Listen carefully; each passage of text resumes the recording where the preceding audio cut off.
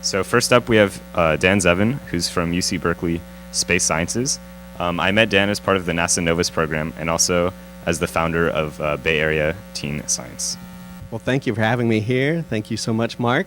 Yeah, I'm supposed to be quick, so I'm going to be talking quick. I'm going to talk to you about getting ready for what you don't know. So I'm assuming everybody here is trying to prepare for their career and get the perfect career launched. And I'm going to tell you right now, no matter what you do, no matter how much you prepare, life is going to hit you over the head with something you just didn't expect. And the way I'm going to tell you this story is through my own personal experience.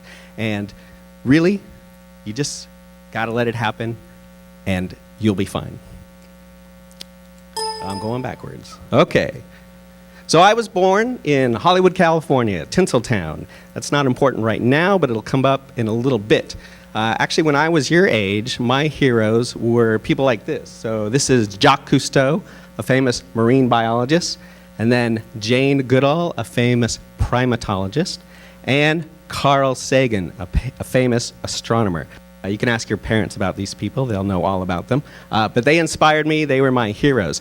And so I envisioned my life, my career, literally being out in Africa, darting rhinos, doing all kinds of crazy stuff in the field with wildlife and conservation. That's where I thought I would end up. And actually, I did. My first job out of college was with the California Condor Recovery Program. So I was out helping to reestablish this species in California. Amazing, amazing creature. 9-foot wingspan. If it was up here, its wings would go across this entire stage. That was a bit of an internship, though, so I needed a real job, a job that actually paid pretty well. And lo and behold, I got a job in Hawaii with the Nature Conservancy. Hawaii, exotic, fantastic place. You got to go there if you haven't been there. And they have some pretty amazing creatures there, things that I got to work with, things I got to study. So that bird up there on the left is the eevee. Then there's sea turtles, and then a very rare seal called the Hawaiian monk seal. All very interesting creatures, also all very cute. Hawaii, wonderful place, great place to relax, great place to just kind of let things go and take it easy. Great place to get old. Well, I was in my early 20s, and remember, I was from Hollywood.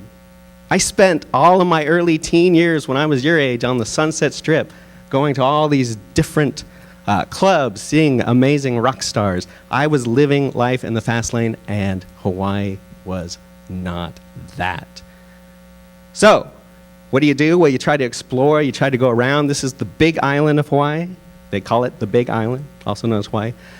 But it's not that big, and you can only go around that island so many times. I was going stir crazy. So I did something that many people thought was absolutely insane. I quit my job. I just quit my job, and I got everything I own down to 4 suitcases. I came to San Francisco thinking San Francisco is really more like me. Now, when I got to San Francisco, I loved it. I exploded. I thought it was the perfect place for me.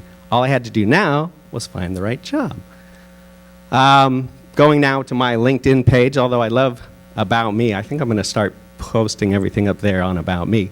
As you can see, so down on the bottom there on the lower right, that's where I got that first job with the Condor program. That was actually part of the LA Zoo's captive breeding program.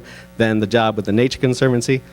Well, coming here, I had what I thought was the perfect place to live, but maybe the job wasn't going to work out. I tried working in the for-profit biological consulting firm. That didn't work out too well. I was very unhappy there. I did get a job in environmental education at a place called Nature Bridge. That was great, except after 3 years, I realized that year 3 was starting to turn out just like year 2.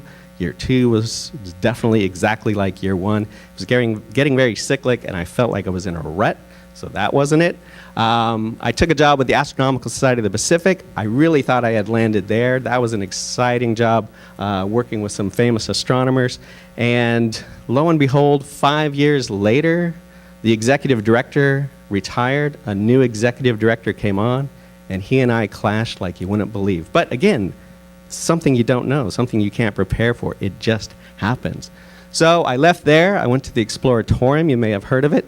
Exploratorium, a fun place, but a crazy place, and we can talk more about this later if you want, but I couldn't take it there. So luckily, I landed at UC Berkeley, and now I think I've found it. UC Berkeley, an amazing place. I am working side by side with zoologists, astronomers, paleontologists, people even looking for extraterrestrials in space. It's a really exciting place. I also can do what I want to do. So like Mark said, I founded my own program called Bay Area Teen Science, and up there I am trying to help people just like you find exciting STEM opportunities and creating STEM opportunities for you. So if you go to the Facebook page, you'll see I'm listing constantly opportunities that you might want to check out, internships and such. And then we're going to be putting on career fairs and teen science nights.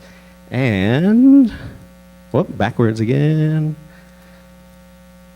What it's all about, my final message to you, is finding the right balance.